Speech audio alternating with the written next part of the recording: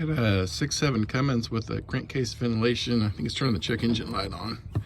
Got a total of 12 bolts. I already pre-done it. I just want to make a short video on how easy it is to change this filter. Pull your dipstick. Pull your fuel cap.